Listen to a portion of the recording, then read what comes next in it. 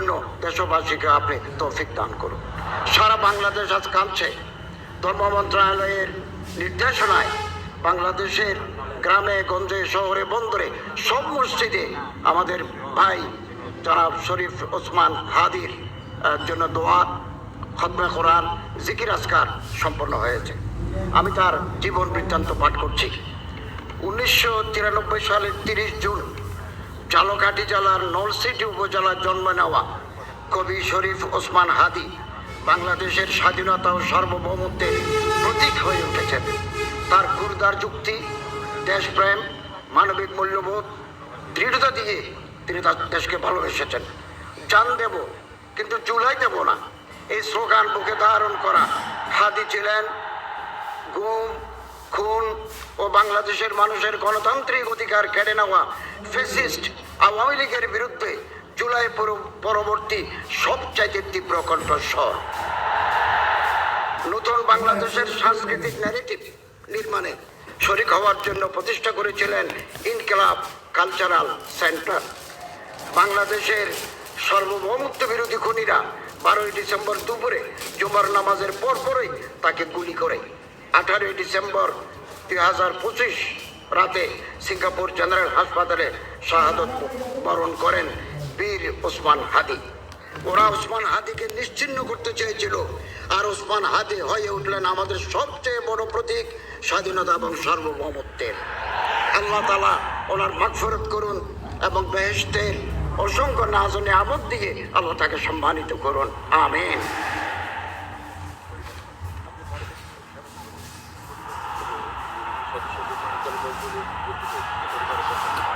বাংলাদেশের ইতিহাসে সব থেকে বড় জানাজা।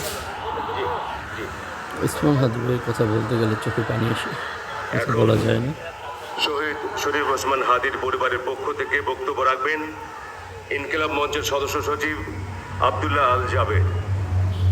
বাংলার মানুষ এই ইতিহাস মনে রাখবা। ভারতের আধিপত্যের বিরুদ্ধে সবসময় লড়ে যাবো ইনশাল্লাহ।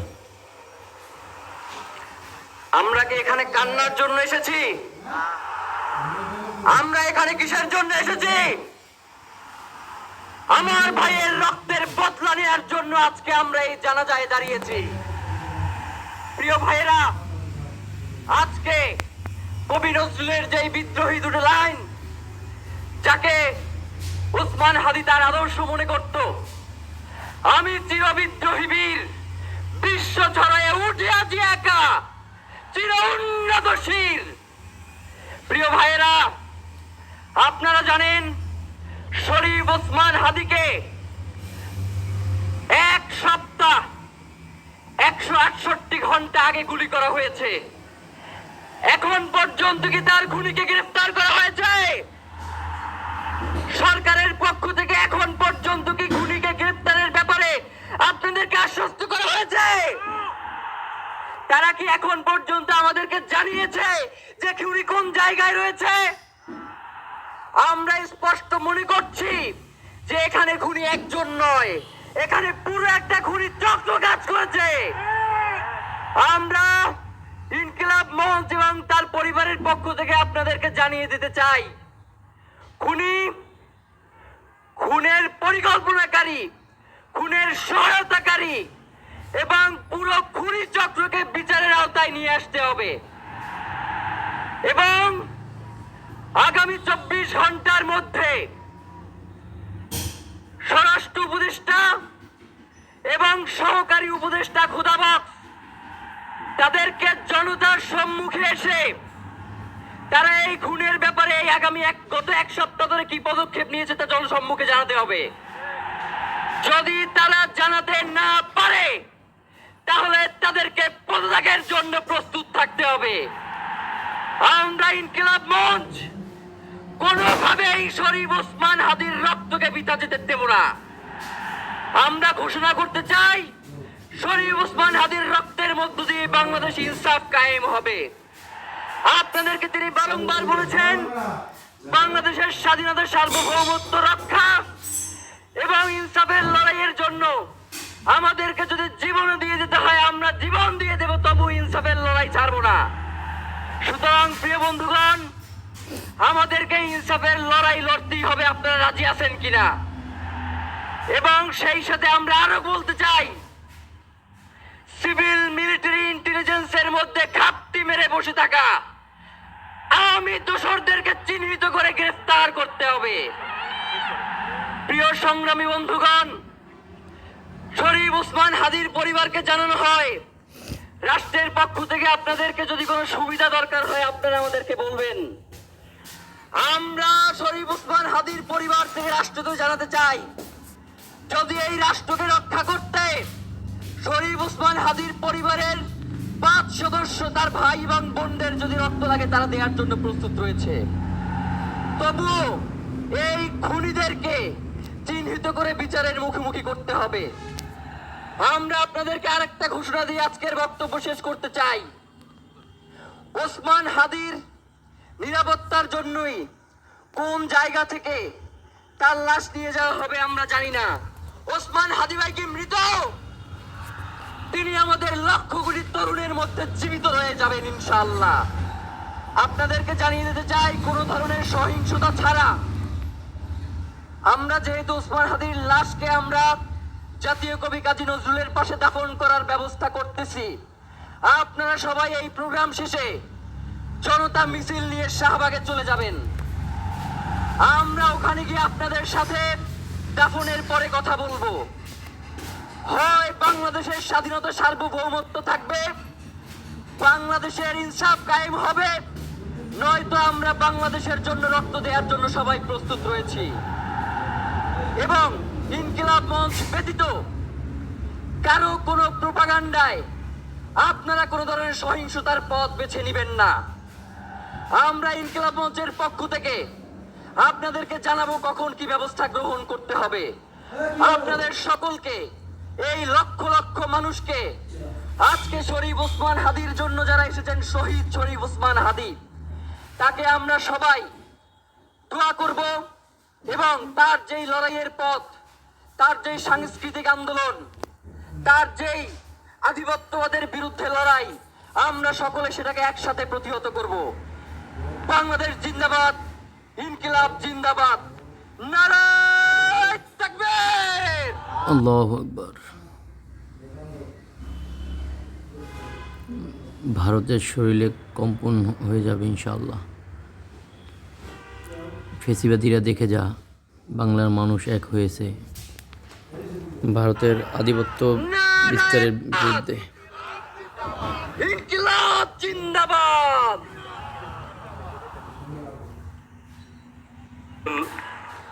বক্তব্য রাখবেন অন্তর্বর্তী সরকারের মাননীয় প্রধান উপদেষ্টা ডক্টর মোহাম্মদ ইউনূস। ফ্যাসিবাদী দোসররা দেখ,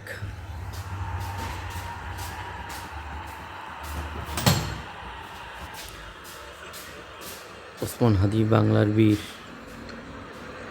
বাংলাদেশ ইতিহাসে সব থেকে বড় জানাজা ওসমান হাদি জানাজা। লক্ষ লক্ষ লোক আজকে এখানে হাজির হয়েছে, পথে ঢেউয়ের মতো লোক আসছে। সারা বাংলাদেশ জুড়ে কোটি কোটি মানুষ আজকে এই মুহূর্তের জন্য অপেক্ষা করছে। তারা তাকিয়ে আছে হাদির কথা শোনার জন্য। আজকে বিদেশে যারা আছে বাংলাদেশি, এই মুহূর্তে তারাও হাদির কথা জানতে চায়। প্রিয় ওসমান হাদি, তোমাকে আমরা বিদায় দিতে আসি নাই এখানে। তুমি আমাদের বুকের ভেতরে আছো এবং চিরদিন বাংলাদেশ যতদিন আছে তুমি সকল বাংলাদেশির বুকের মধ্যে থাকবে ইনশাআল্লাহ। এটা কেউ সরাতে পারবে না ইনশাআল্লাহ। আমরা আজকে তোমাকে প্রিয় হাদি বিদায় দিতে আসিনি। আমরা তোমার কাছে আমরা ওয়াদা করতে এসেছি। তুমি যা বলে গেছো সেটা যেন আমরা পূরণ করতে পারি, সেই ওয়াদা করার জন্য আমরা একত্র হয়েছি। সেই ওয়াদা শুধু আমরা নয়, পুরুষানুক্রমে বাংলাদেশের সব মানুষ পূরণ করবে, সেই ওয়াদা করার জন্যই আমরা তোমার কাছে আজকে এসেছি, সবাই মিলে যে যেখানে আছে। আমরা তোমার যে মানব প্রেম, তোমার যে ভঙ্গি, মানুষের সঙ্গে উঠা বসা, তোমার যে রাজনৈতিক দৃষ্টিভঙ্গি, সবাই প্রশংসা করছে, সেটা আমরা মনে প্রাণে গ্রহণ করছি, যে এটা যেন আমাদের মনে আল্লাহ সবসময় জাগ্রত থাকে, আমরা সেটা অনুসরণ করতে পারি। তুমি আমাদেরকে এমন এক মন্ত্র কানে দিয়ে গেছো, সেই মন্ত্র বাংলাদেশের কেউ কোনোদিন ভুলতে পারবে না, এবং এই মন্ত্র চিরদিন আমাদের কানে বাজতে থাকবে। সেই মন্ত্র বাংলাদেশের বড় মন্ত্র হয়ে আমাদের জাতির সঙ্গে সংযুক্ত থাকবে। তোমার মন্ত্র ছিল চলো বলবীর চির উন্নত মমশির। এই উন্নত মমশিরের যে মন্ত্র তুমি দিয়ে গেছো, সেটা সন্তানের, বাংলাদেশি সন্তানের জন্মলগ্ন থেকে যতদিন সে বেঁচে থাকবে নিজের কাছে বলবে চল বলবীর চির উন্নত মমশির, আমাদের শির কখনো নত হবে না। সেই মন্ত্র তুমি আমাদেরকে দিয়ে গেছো, আমাদের সব কাজে সেটা আমরা প্রমাণ করব। আমরা দুনিয়ার সামনে মাথা উঁচু করে চলবো, কারো কাছে মাথা নত করব না। সেই মন্ত্র তুমি আমাদেরকে দিয়ে গেছো, আমরা সেটা পূরণ করে যাব। প্রিয় হাদি, তুমি নির্বাচনে অংশগ্রহণ করতে চেয়েছিলে, এবং সেই নির্বাচনে অংশগ্রহণ করতে গিয়ে নির্বাচন কিভাবে করতে হয় তারও একটা প্রক্রিয়া জানিয়ে গেছে আমাদেরকে। সেই প্রক্রিয়া যেন আমরা সবাই মিলে গ্রহণ করি, যে কিভাবে প্রচারণা কার্য চালাতে হয়, কিভাবে মানুষের কাছে যেতে হয়, কিভাবে মানুষকে কষ্ট না দিয়ে তার বক্তব্য প্রকাশ করতে হয়, কিভাবে বিনীতভাবে মানুষের কাছে আসতে হয়, সব কিছু তুমি শিক্ষা দিয়ে গেছো। আমরা এই শিক্ষা গ্রহণ করলাম, আমরা এই শিক্ষা চালু করতে চাই। আমরা সবাই আমাদের জীবনে, আমাদের রাজনীতিকে এই পর্যায়ে নিয়ে আসতে চাই, যাতে হাদি আমাদের জীবনে স্পষ্টভাবে জাগ্রত থাকে। হাদি, তুমি হারিয়ে যাবে না, তুমি কোনোদিন কেউ তোমাকে ভুলতে পারবে না। তুমি যুগ যুগ ধরে আমাদের সঙ্গে থাকবে, আমাদেরকে তোমার মন্ত্র পুনঃ পুনঃ মনে করিয়ে দেবে, আমরা তোমাকে মনে করিয়ে দেব চলো বীর উন্নত মমশির। আমরা সেই মন্ত্র নিয়ে আজকে সামনের পথে এগিয়ে যাব। তোমাকে আমাদের সবার পক্ষ থেকে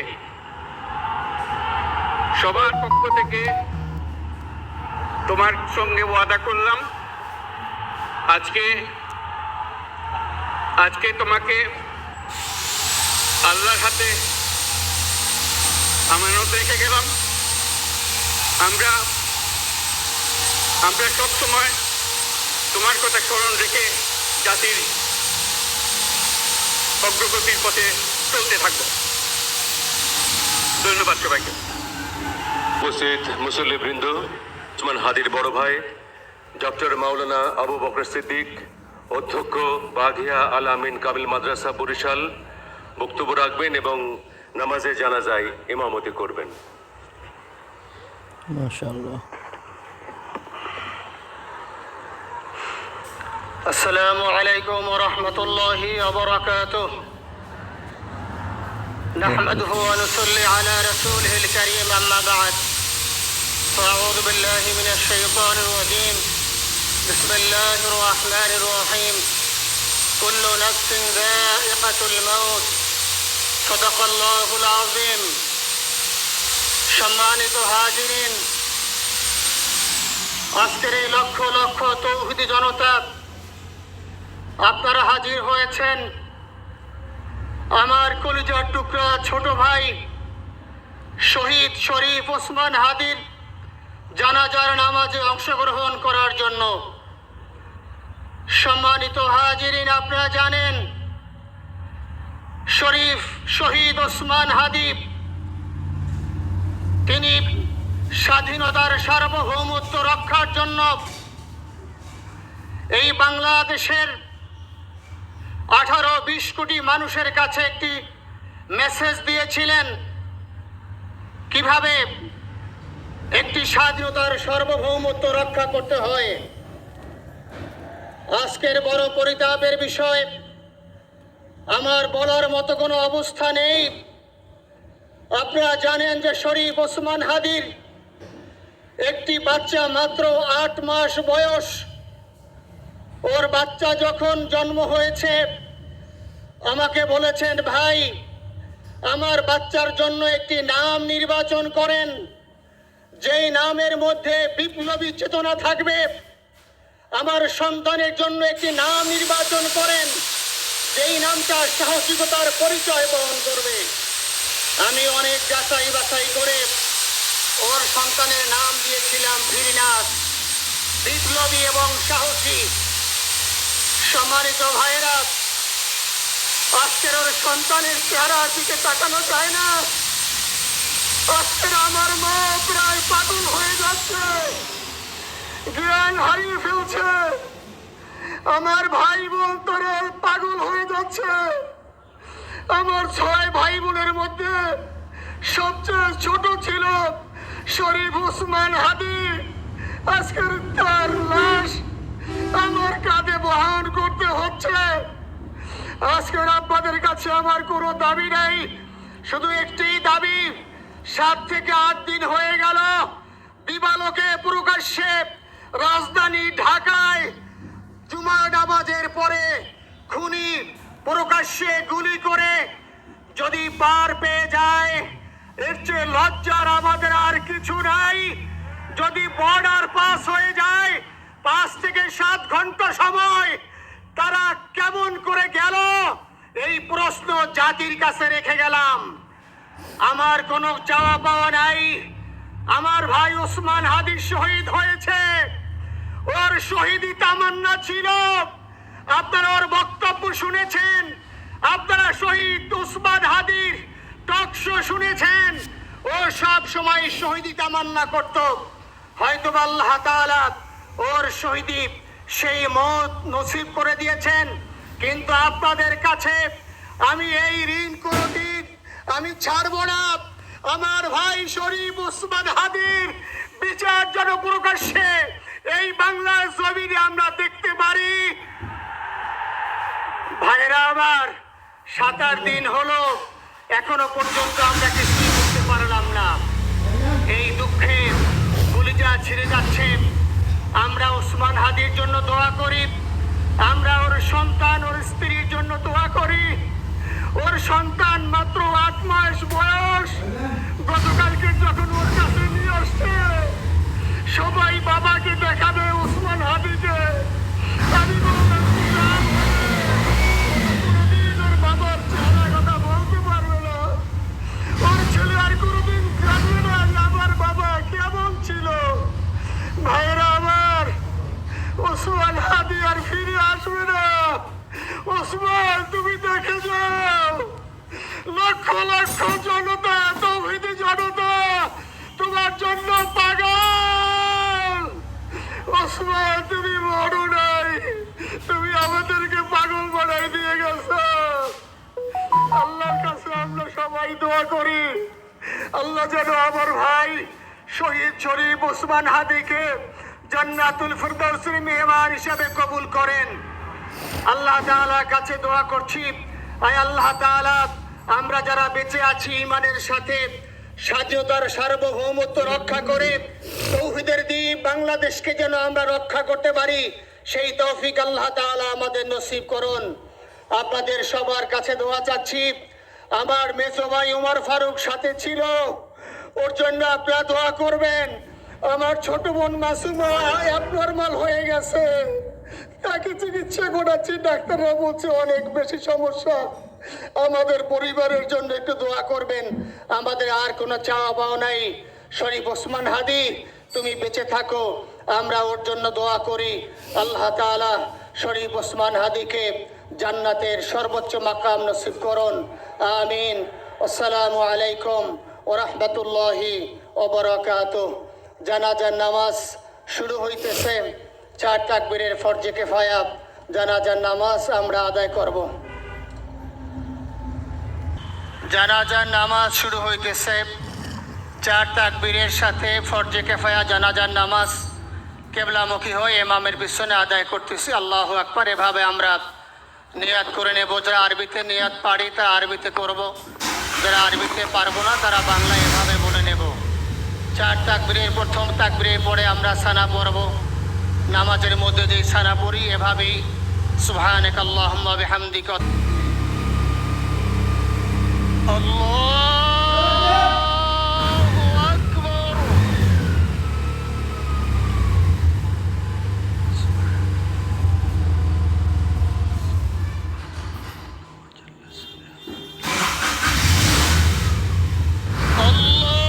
আল্লাহু আকবার।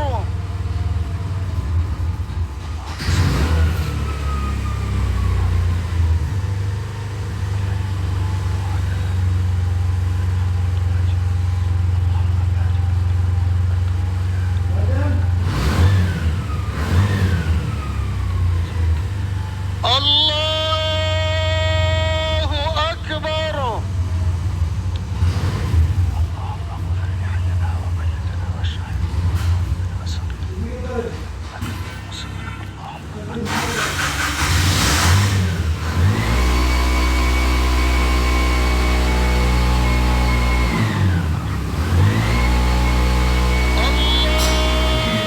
আল্লাহু আকবার। আসসালামু আলাইকুম ওয়া রাহমাতুল্লাহ। আসসালামু আলাইকুম ওয়া রাহমাতুল্লাহ। আশহাদু আল্লা ইলাহা বাংলাদেশি ইতিহাসের সবথেকে বড় জানাজা শরীফ শহীদ ওসমান হাদি ভাইয়ের